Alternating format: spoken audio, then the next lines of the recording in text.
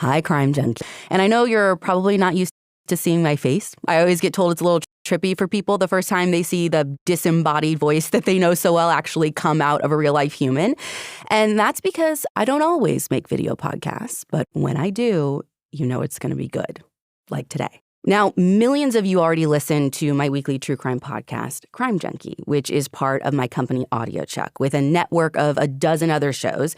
We are your one-stop shop for the most trusted, responsible, compelling, mission-driven true crime content. And one of those podcasts is my other weekly show, The Deck.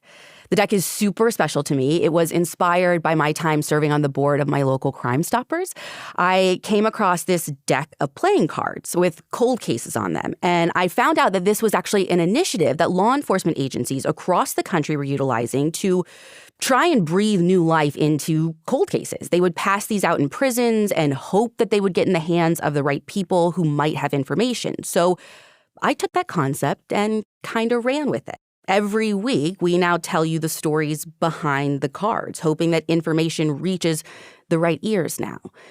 And, now maybe the right eyes.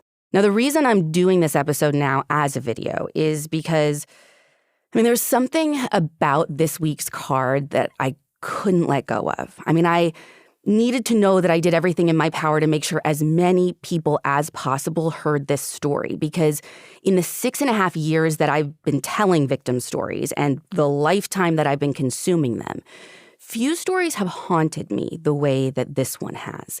And it's one of those cases that have been living in my head, like on repeat. One where the killer was so bold, so confident that police would never catch him, that he taunted them. And for nearly 30 years, he's been able to get away with it. But I think that's coming to an end. Because even though it seems like he tried to do everything he could to erase himself from the crime scene and the victim's life, it looks like he didn't cover all of his tracks. And he may have left something behind that could finally give him away. Our card this week is Dana Chisholm, the Jack of Diamonds from Washington, D.C. I'm Ashley Flowers, and this is The Deck.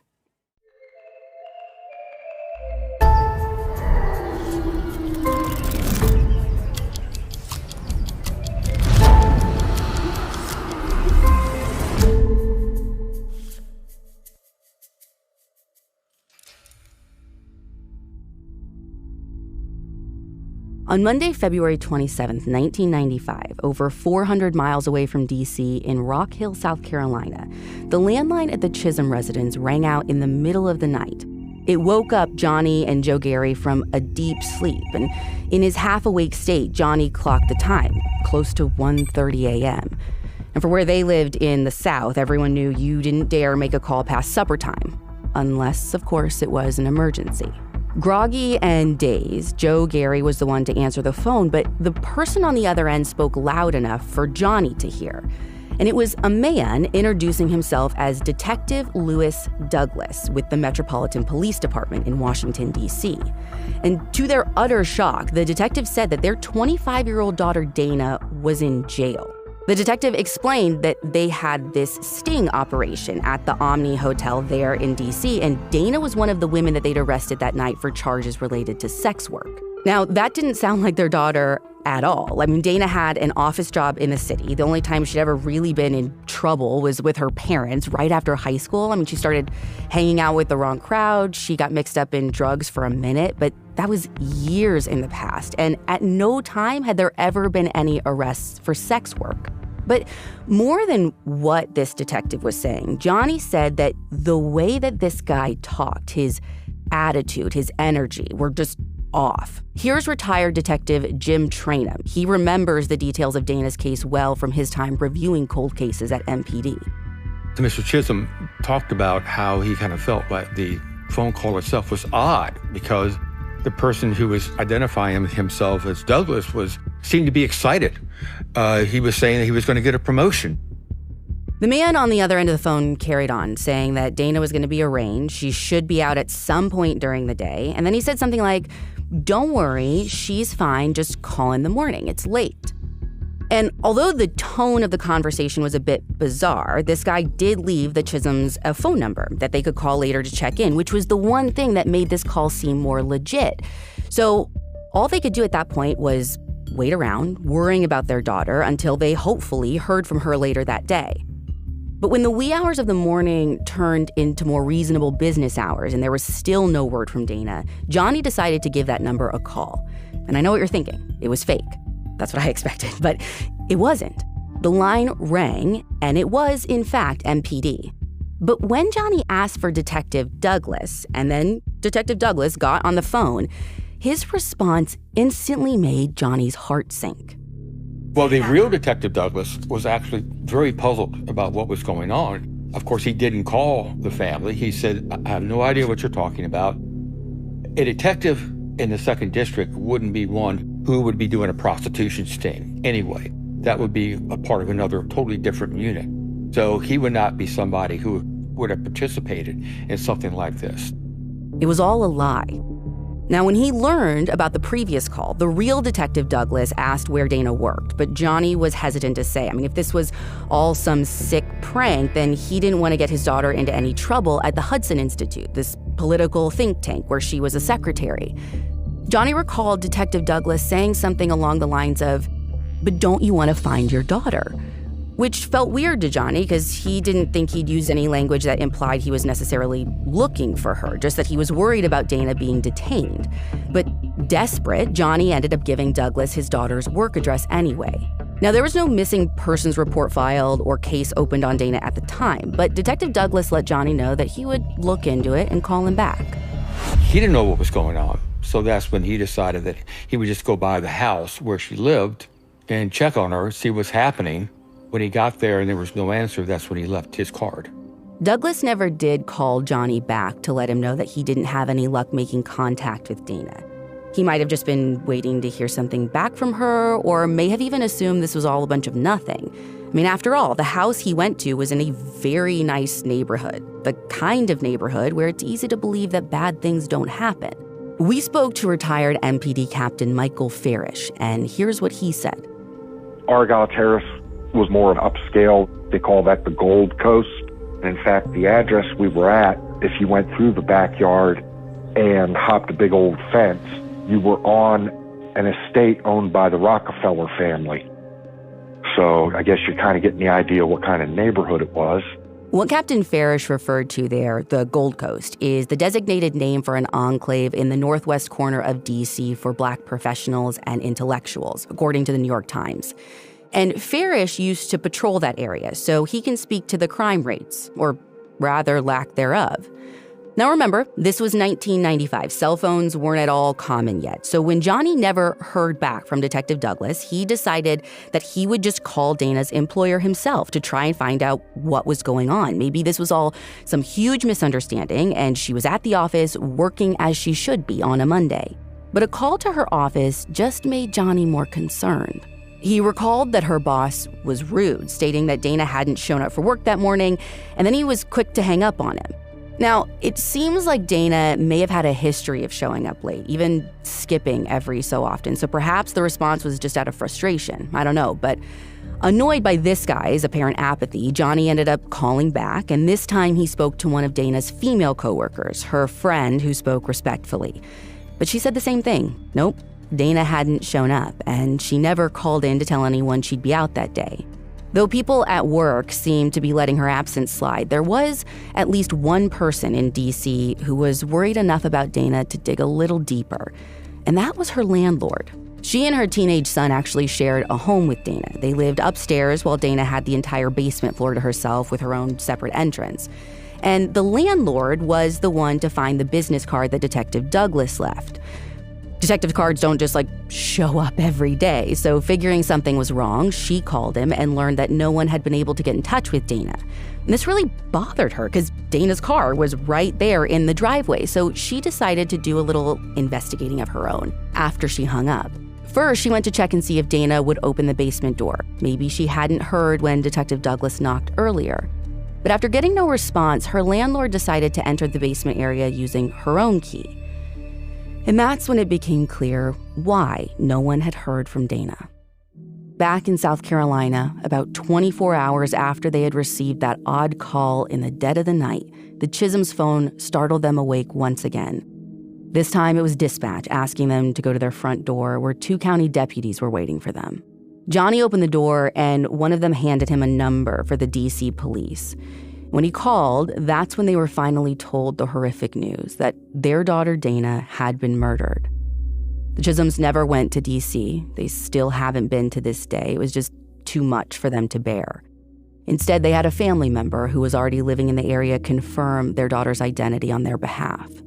Not having to make the identification was a blessing because what police had found at the scene was disturbing. Dana was located in the hallway. She was nude, and a cord had been wrapped around her neck and was sitting up against the bedroom door with the cord wrapped around the handle of the door with her arms crossed in front of her. Dana had been strangled with a piece of phone cord that had been cut. Part of it was still laying on top of her bed, and detectives also observed these ligature marks where her hands or wrists had been tied up at some point. Having viewed photographs of the scene, it seemed to be selectively ransacked. It wasn't like a lot of your typical burglary scenes that I used to work, where they were just trying to find anything that they could. It's like this person knew what they were looking for, and they were going into specific areas. Police believe the killer did take something with them that day, but he also left something behind, an ominous message written on the calendar in the hallway. It referred to Dana in kind of a vulgar manner, but then it says something really interesting, which is, "I'll be back, MPD." Solving the toughest criminal investigations sometimes requires a game of risk.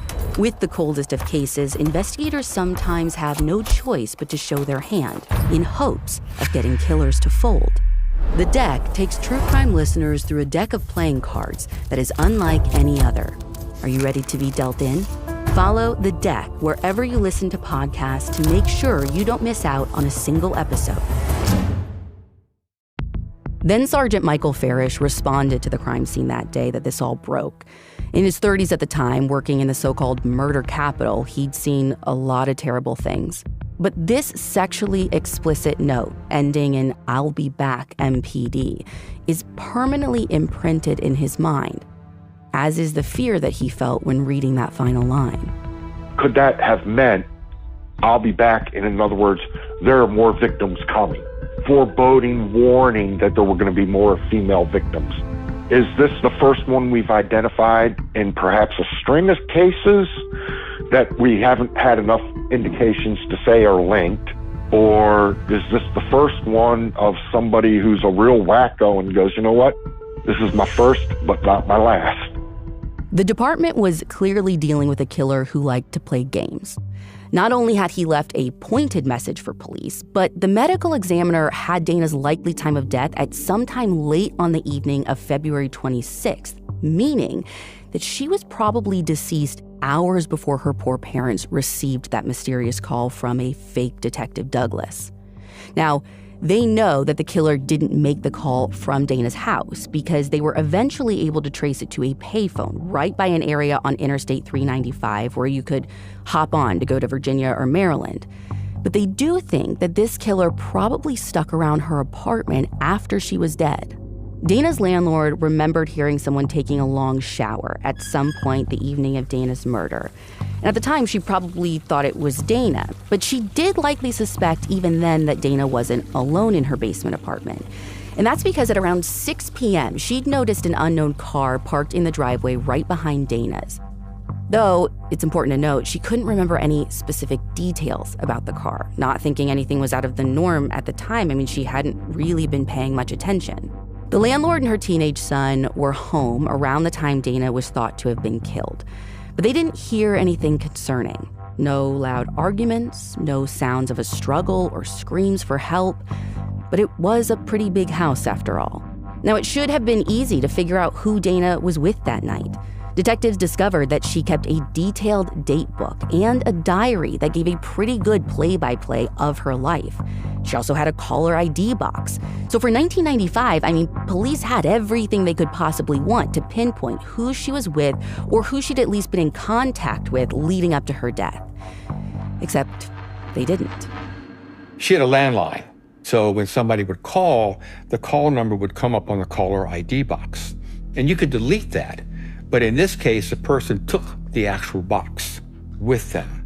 It seems most likely that the killer took the box with them because their number would have shown up in the recent call list, possibly the most recent. You see, detectives spoke to one of Dana's friends who had been hanging out with her at Dana's place on Saturday afternoon before leaving at around 5:30, and she had observed something very telling. There was a friend of hers who was over there Saturday afternoon, and they were planning to go out, but then Dana changed her mind. And during the time that she was over there, Dana kept getting these phone calls that when she checked the caller ID, she just didn't bother answering them. Now, along with the caller ID box, there were at least 3 other items known to be missing. The first being Dana's apartment key. Seemingly, it had been taken with her killer, probably used to lock the door on his way out. But the weird thing is, the killer didn't keep it. And of all people, it was a reporter who found it as they were filming news coverage outside of her place. He finds the key in the street. He calls the detectives over to comment on it. And sure enough, it's the key to Dana's apartment. It's interesting that the killer felt the need to lock the door after he left.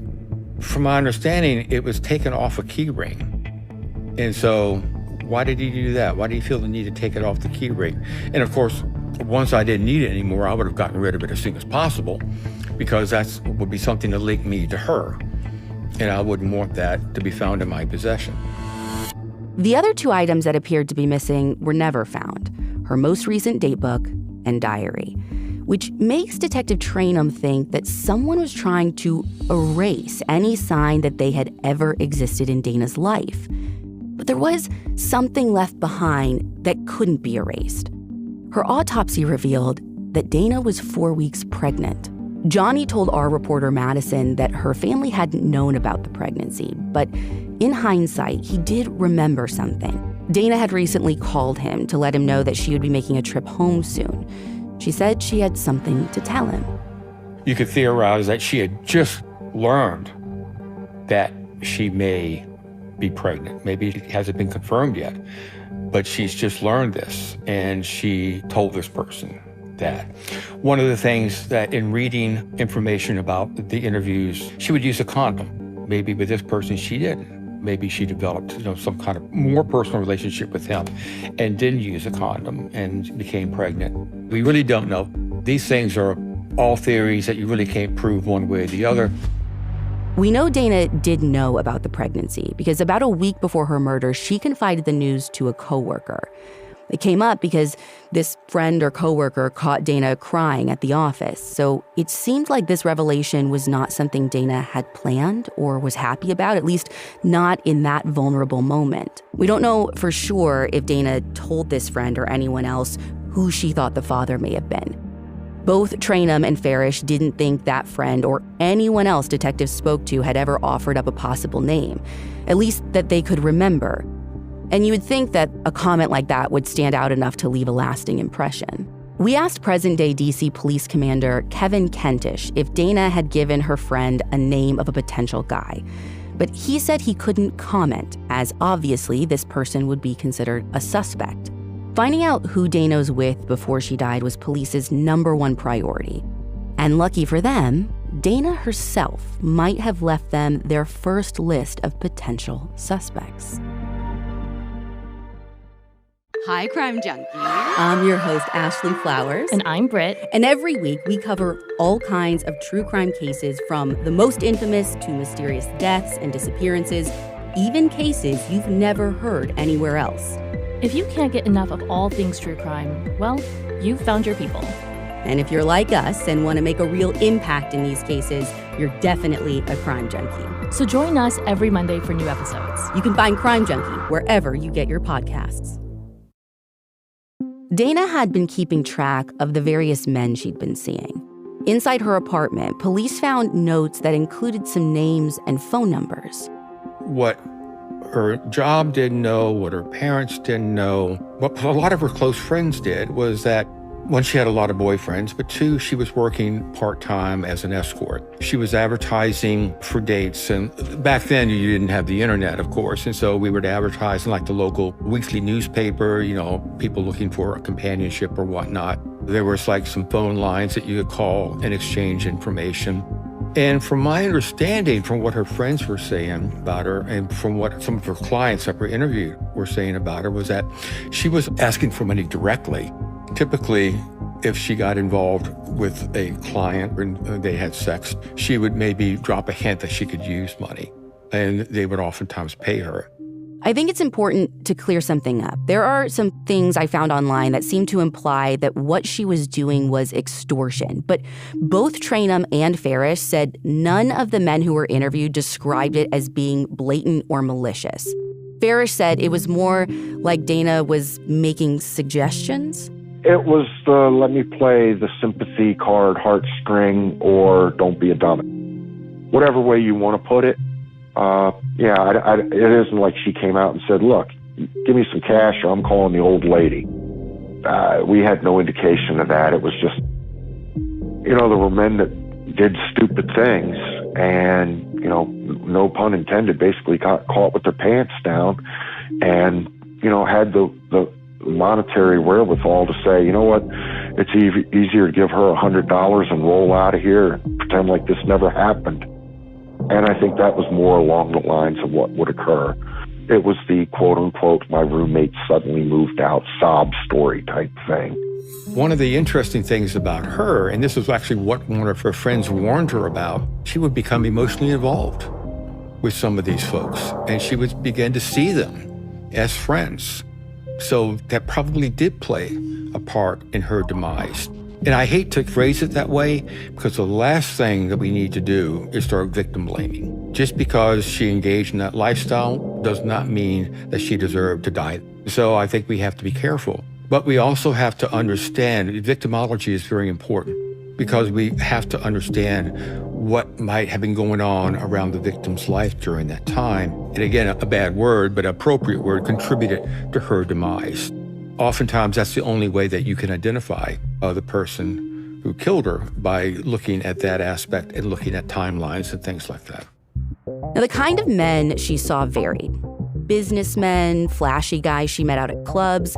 Some were single, others were married. But according to Farish, there was one type that she seemed to go for above all others. She kind of had a thing for cops. There was several cops that we identified, whether they were local or federal law enforcement, had relations with her, whether it was a date and sex or just meeting somewhere and hooking up.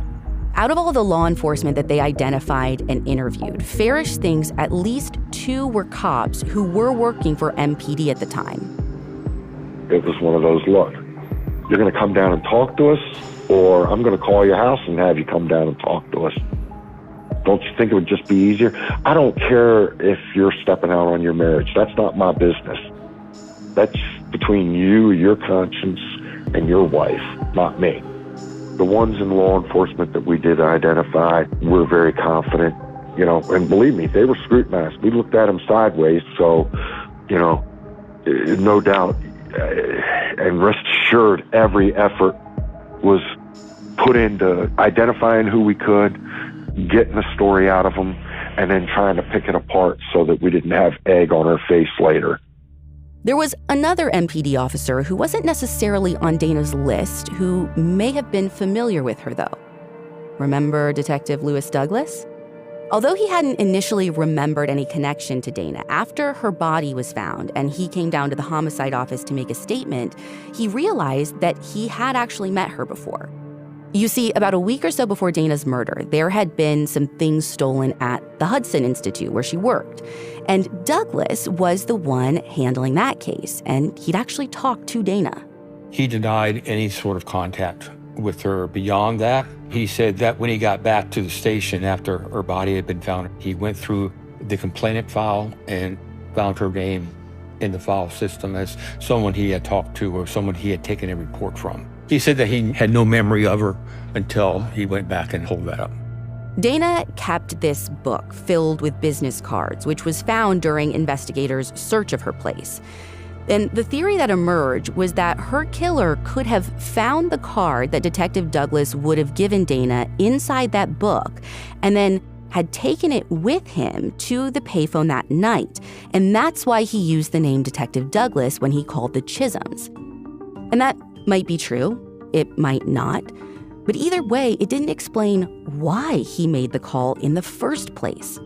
Was it intended to give a reason to her parents why she wouldn't be in touch? Maybe to try and prolong anyone realizing that Dana was dead? Or was it purely just to mess with them?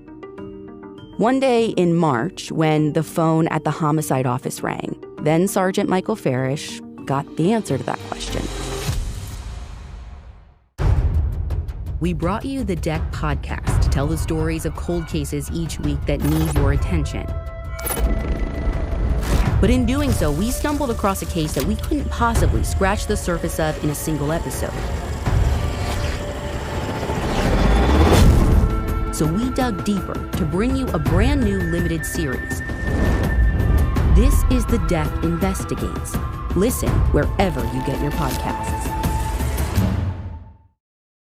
And I'm sitting at my desk and someone hollered, "Hey, Sarge, line 1.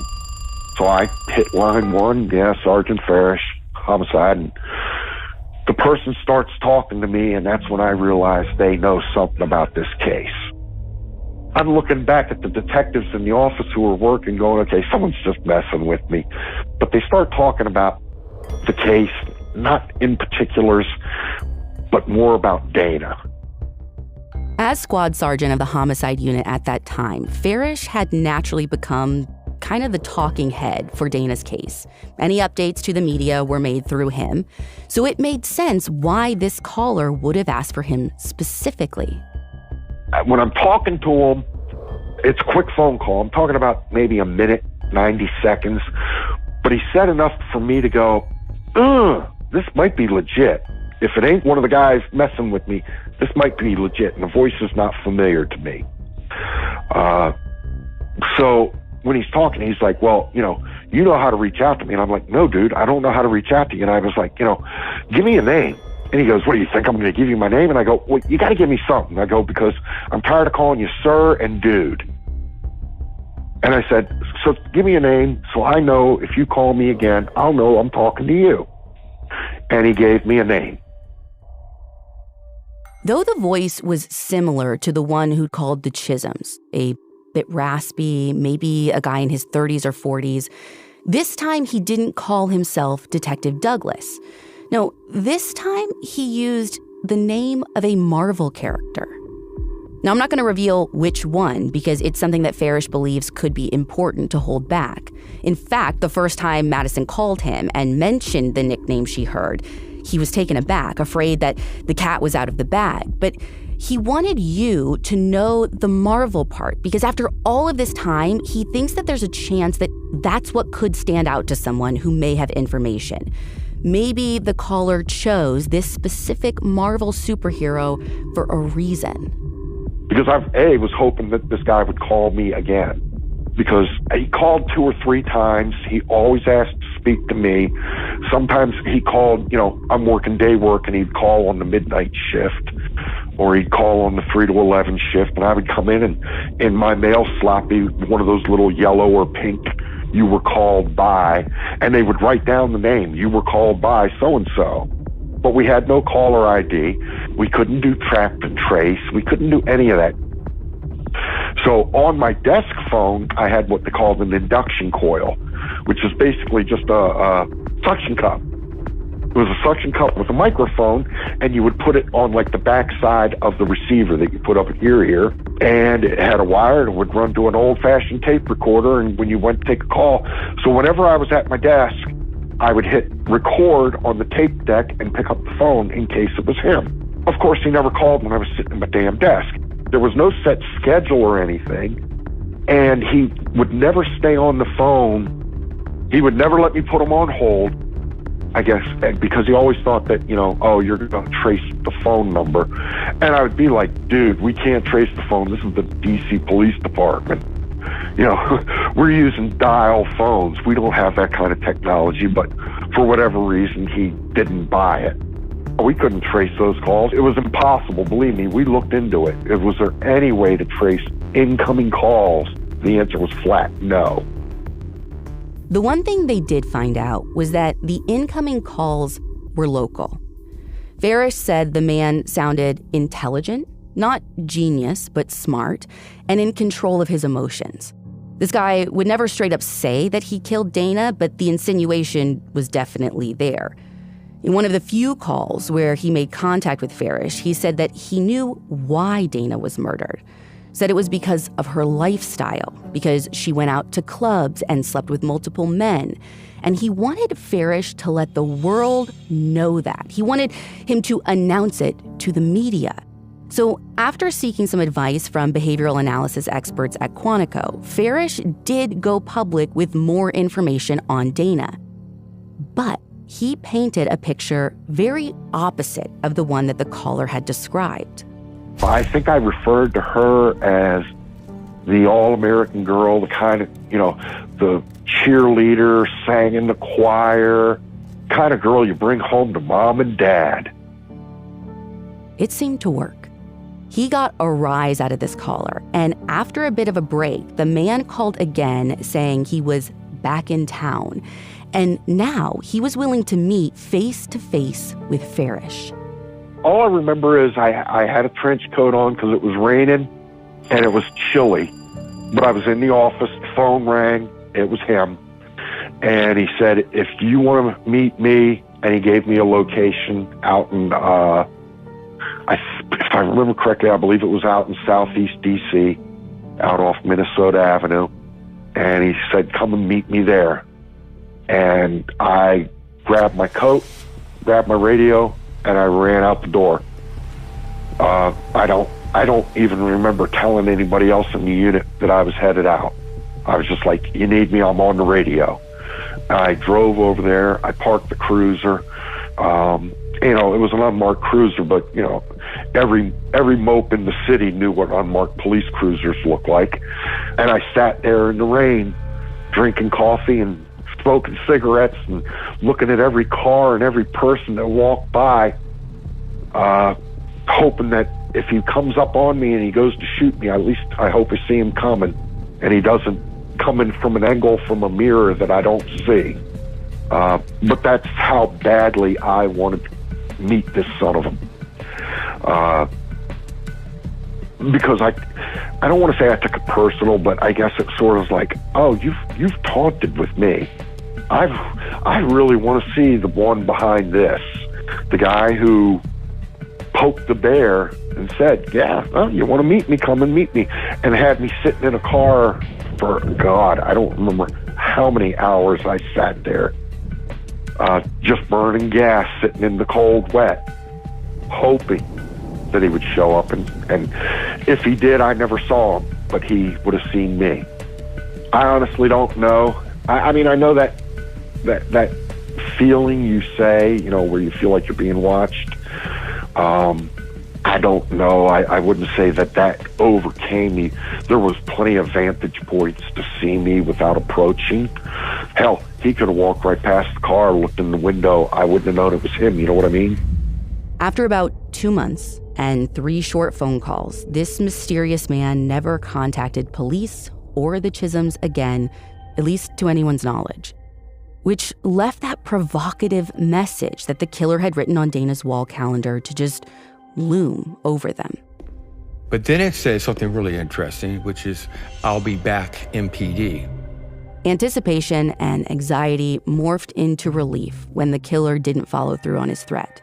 There didn't seem to be any other victims connected to this case. And even better, they realized that his note and the warning at the end might actually include a big clue about who their suspect could be. When you think of New England, you don't think of this. I'm Kylie Lowe. I'm an investigative journalist and storyteller. Each week, I share homicides and missing persons cases from across the state of Maine and greater New England. This is my home. These stories are my passion. And this podcast is my platform to help friends and families keep the memories of their loved ones alive, long after the attention fades. This is Dark Down East. Trainum and Farish both believe that this man had some type of relationship with Dana. And this wasn't some random stranger. What he wrote, the fact that he called her parents and told them that she was busted for sex work, even the stuff he told Farish to say to the media, it all led to the same possible conclusion. I think it can be argued that, one, he's very angry with her. He is involved in some kind of relationship with her. He's very angry. He wants her degraded, probably because she hurt him or whatever along that line, or maybe she wasn't monogamous like he wanted her to be. But he definitely wanted the world to know, and wanted her parents to know, that he considered her to be an awful person. The second clue was an even bigger one. You see, both Trainum and Farish said that around this time, those outside of law enforcement weren't likely referring to the force as MPD. It was much more common to simply say DC police.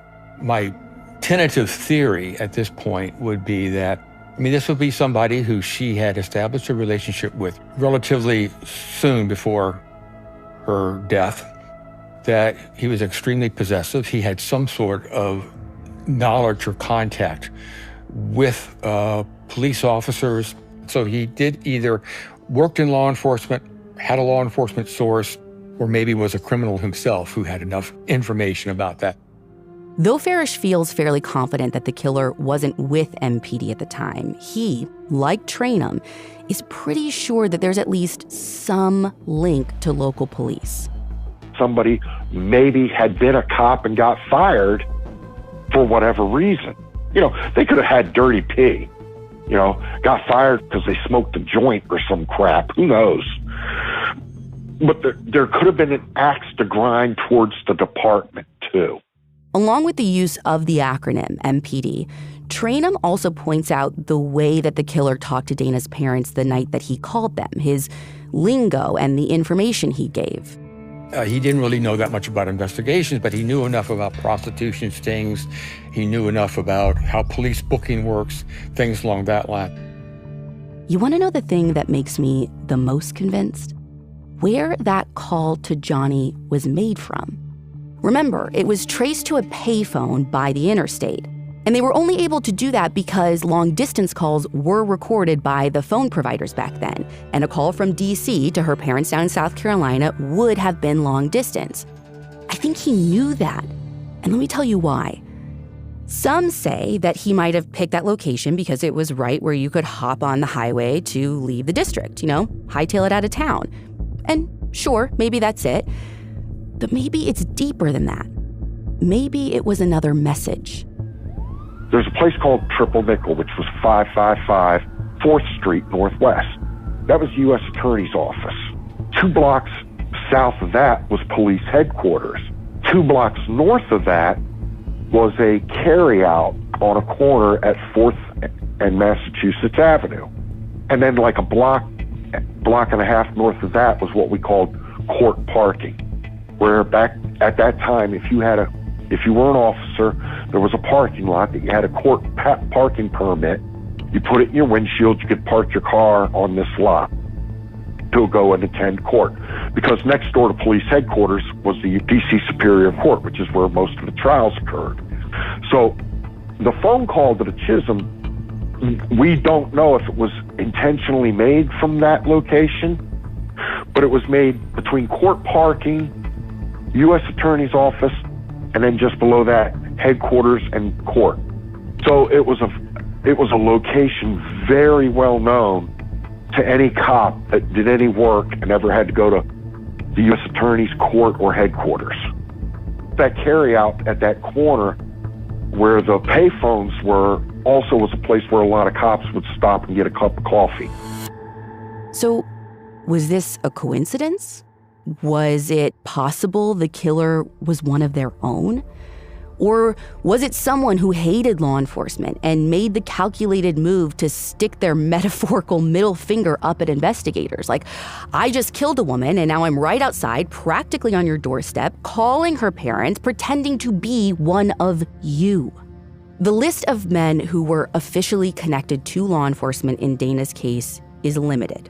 If you remember, at least 2 who were working for MPD who were known to have engaged with Dana socially, maybe about a handful of others who worked for different law enforcement agencies who she had seen in some form or fashion, and Detective Lewis Douglas.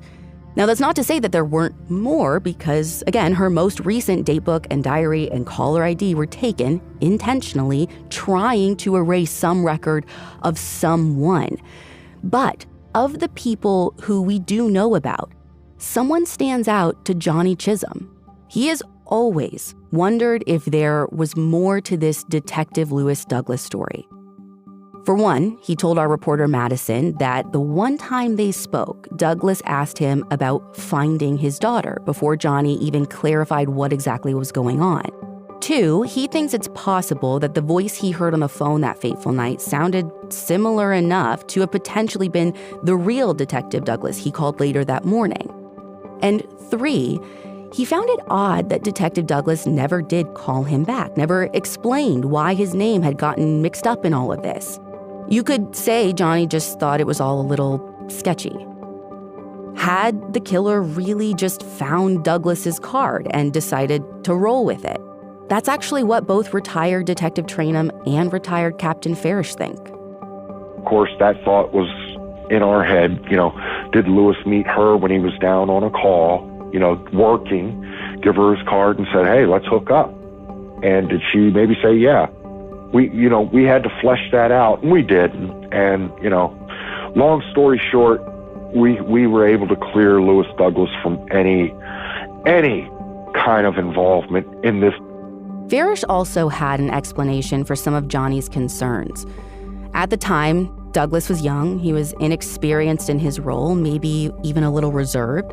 The seemingly odd interaction Johnny had could just be blamed on the fact that Douglas was, shocked that his name had been dragged into something so brutal. Present-day DC Police Commander Kevin Kentish also confirmed this for our reporter Madison. Yes, Douglas was looked into, but nothing led them to believe that he could have been the killer. He was not considered a suspect. And that wasn't just true of Douglas. Police looked at a lot of people, and each of them were getting eliminated as suspects one by one, either through alibis, voice stress tests, or the like. They did focus in a lot on a couple of associates, both personal and professional, of Dana's, mostly ones that had either a violent background, a criminal background, may have been involved in some sort of domestic issues on their own. I don't have any specific numbers as to how many people they questioned or looked at or whatever, but there were a lot. I would say dozens, and some they looked at much more carefully than others. Some they could rule out pretty quickly because they had good alibis that they were able to cooperate. Others, especially if they weren't cooperative or whatever, it took longer to rule them out. And like I said, I just don't know how many they ruled out, based on voice stress analysis test. Back then, you would investigate by polygraph, and you would use that to make decisions as to who you would follow up on and who you wouldn't, not recognizing a number of false positives and the false negatives. The best polygraph examiners, first off, I don't believe in a polygraph for many reasons, but I have worked with polygraph examiners, and the best ones that I have worked with, the main value of the polygraph is the mystique behind it. And it's the pre-polygraph interview where the person is so freaked out that they're going to be caught on the polygraph that they give more information that they intended to. But the best polygraph examiners I ever worked with would always tell me that you always follow the evidence, you don't follow the polygraph. Don't follow the polygraph, follow the evidence. Well, lucky for MPD, it seems like they should have some of that to work with. Our world is full of natural wonders, but what happens when human predators visit these serene landscapes with evil in mind? I'm taking you beyond the beauty of some of the most unique places on Earth to explore the chilling stories that devastate these picturesque destinations. Because sometimes the most beautiful places hide the darkest secrets. Listen to Park Predators wherever you get your podcasts. During Dana's autopsy in 1995, a full examination was done along with a sexual assault kit. From her autopsy, there was no indication of semen. I don't recall any being found on the bed because there was evidence they had been in the bed prior to where she was ultimately found, near a hallway door or closet door outside of the bedroom. But that doesn't mean there wasn't any sexual activity involved in that. There was some question as to whether or not there was semen on another article within the house. According to Trainum, that other article might be a towel. Well, we know that they wanted to test it back in 1995. However, during that time period, there was no CODIS database. And so no laboratory would just test an item just to get a DNA sample if they had nothing to compare it to. You needed to submit somebody's DNA to the laboratory so that they could do a one-on-one comparison. Now, I do know that they did take, saliva samples, DNAs, from several people, but I don't have any information as to if those were submitted and compared to the towel. Farish also remembers some folks offering up saliva samples voluntarily, but at least while he was on the force, resources kept detectives from being able to send anything off. DNA work at that time, we had to farm out to Bodie Labs, and it was expensive. I mean, for like 2 items to be tested was like $5,000. And you got to remember, this is a time when the city was broke. We were sometimes putting tires on police cars out of our own pocket.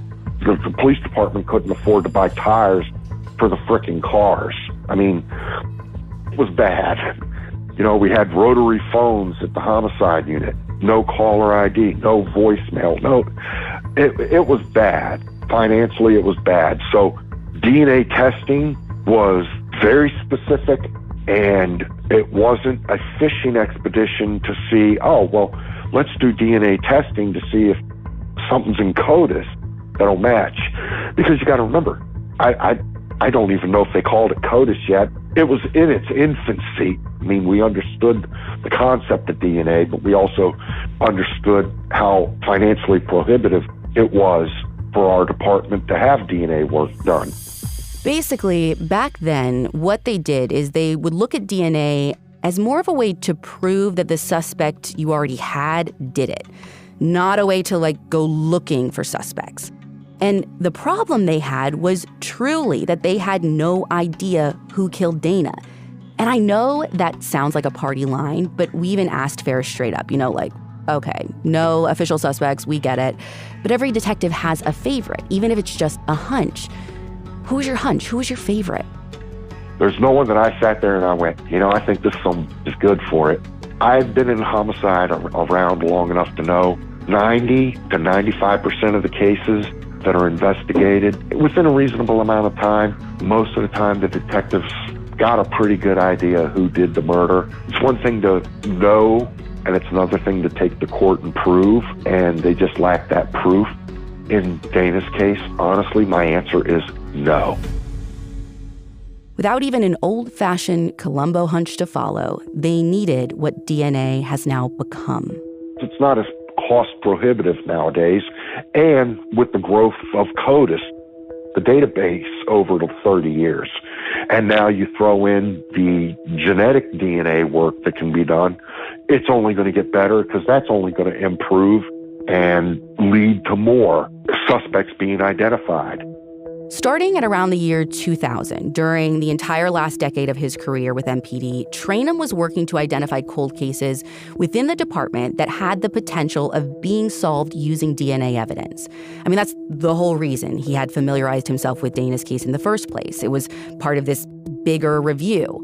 He was flagging the ones with the best chances, and within those cases, identifying which items would be sent off first.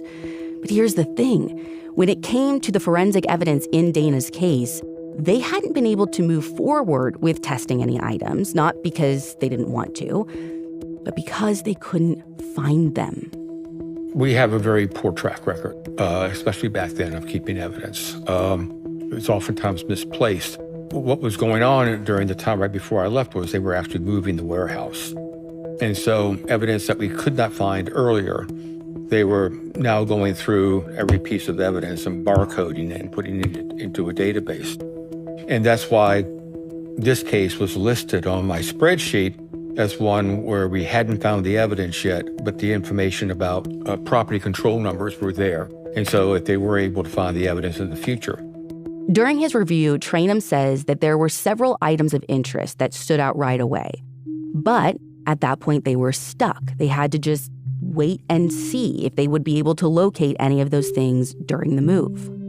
But there were several things that, could be tested. Not only the towel, but also the ligatures. The phone cord, the one around her neck. We did not know this back then, but of course, if somebody grabs a cord and they pull it, they tighten it, their skin cells are going to go off on the cord, and you can oftentimes get a DNA profile from that. And there's something else. There's like over 100 fingerprints found in our house. Back then, you needed to have somebody's prints to compare it to, 1-to-1. I never saw any information about any fingerprint comparisons that were done with any of these suspects.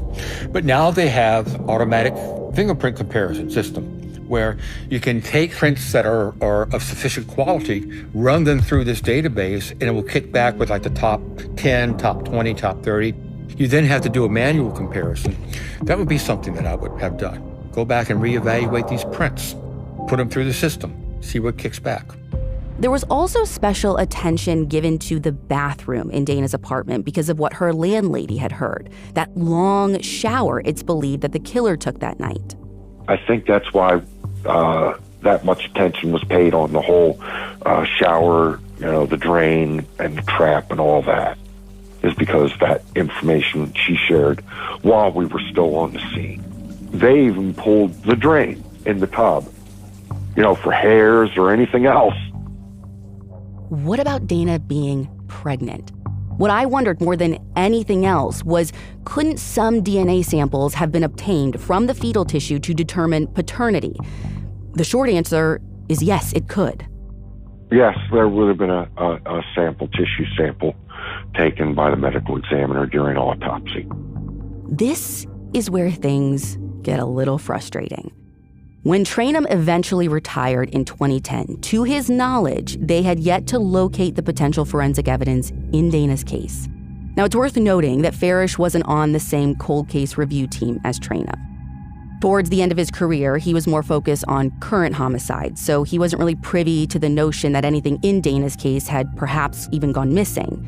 But Farish did say that when he retired 2 years after Trainum in 2012, as far as he was aware, still nothing in Dana's case had been sent off for testing.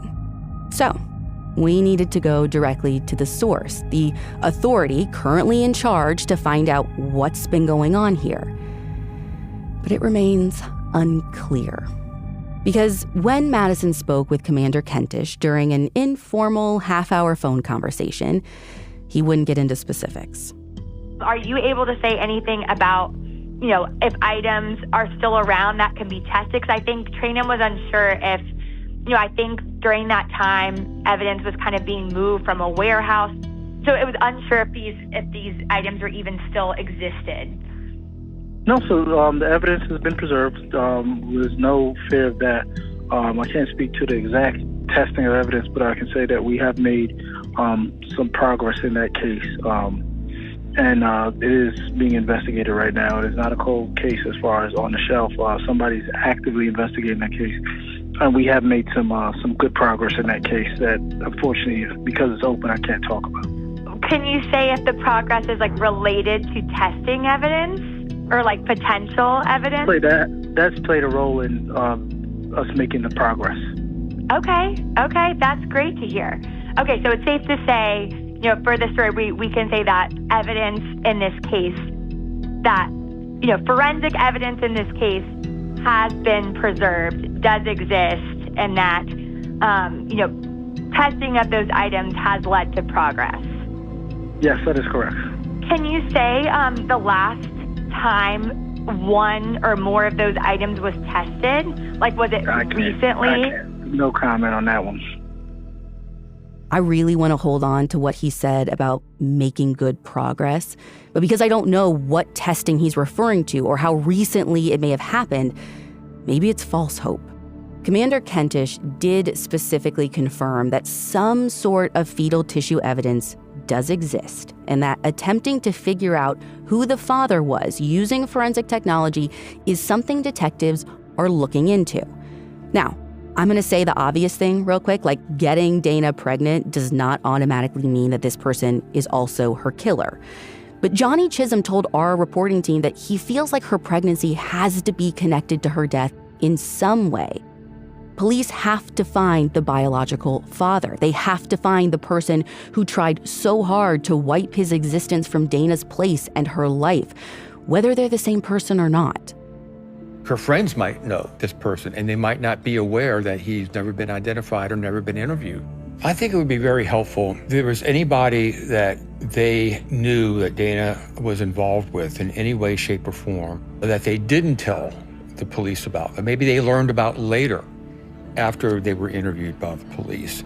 Or even if they did tell the police back then that they, for whatever reason, they still have a strong suspicion, or they even have a stronger suspicion now with the passage of time because things have happened. Just because police ruled out somebody back then doesn't mean that new information might lead them right back. So just as an example, there was this guy who was seeing Dana. He seemed like he was really nice. But a few years later, he gets locked up for violently assaulting his girlfriend and some other stuff. Maybe you want to call back and say, hey, you might want to recheck this guy, just in case. That was Trainum's call out, and mine is to MPD. I don't know if funding is still an issue, but if it is, please consider applying for a grant with Season of Justice. It's a nonprofit that will pay the private lab of your choosing to test DNA. In a few short years, they've already issued over $1 million in grants that have gone on to actually solve cold cases. I started that nonprofit because I believe that money should never be the reason that a family like the Chisholms doesn't get answers. And listen, I'm not ignorant to the fickleness of the legal system. Depending on what DNA you get and from where, it might not be the smoking gun you need. If the DNA is matched to this person who says that he's never been in the house, boom, that's probative. If the towel is in a place where, like, draped on top of items that were part of the ransacking, that makes it more probative. If we learn from Dana's friends or associates that every Saturday or every Sunday morning she does her laundry, washes all the towels, that makes it more probative. I'll take probative. Probative is a place to start. But those ligatures, more than anything, seem like a treasure trove to me. Pretty hard to explain away your DNA on the phone cord wrapped around her neck. Listen, I wish I could tell you more about the testing. I wish I knew more. I bet the Chisholms wish they knew more too. They have been kind and patient for a long time. I know many other families I work with feel like they have to be, like they don't want to alienate the one line they have to the people and the agencies who are supposed to solve their loved one's case. But that's why it's all of our jobs to make the noise. It is unacceptable to me that it has taken this long to do everything possible in Dana's case. There should be viable evidence. There are available funding methods. So there are no excuses. Dana deserves so much better. Her family deserves better. The people of D.C. should be furious because they deserve better too. It's evident Dana's murderer wanted to degrade her, wanted everyone to think less of her. But I hope he knows that we don't. Not a single person we spoke to does. Dana was kind-hearted, someone who never met a stranger. Her dad described her like this: there are some people who were just put on this earth because they were meant to serve others, and that was his Dana. Always helpful, forever a true friend. She was a loving young woman with a beautiful smile. Her life was full, and it was valuable. And that is how she will always be remembered. But to Dana's murderer, it's all about to come apart for you. People are going to know how small you are and how ugly your heart is. You know, Dana was so much more in 25 years than you have ever had the potential to be. I don't know how people look at you right now. If there's even anyone who looks at you with love or something like respect. But I'd take it in. You're on a clock now, and I'm not the only one who thinks so. Obviously, you don't feel safe. Obviously, you think that any day the hammer could come down. And you're right, the hammer may be coming down tomorrow. It's about time, past time, for someone who knows something to come forward. Be that call that brings the Chisholms faith after almost 30 years with no answers. If you are that someone, please call the Metropolitan Police Department in Washington, D.C. at 202-727-9099, or you can remain anonymous and just type what you know to MPD's text tip line, 50411. There is a $25,000 reward for information that leads to the arrest and conviction in the homicide of Dana Chisholm. The Deck is an AudioChuck production with theme music by Ryan Lewis. To learn more about The Deck and our advocacy work, visit thedeckpodcast.com. And don't forget to check out our weekly podcasts wherever you listen to podcasts. So what do you think, Chuck? Do you approve?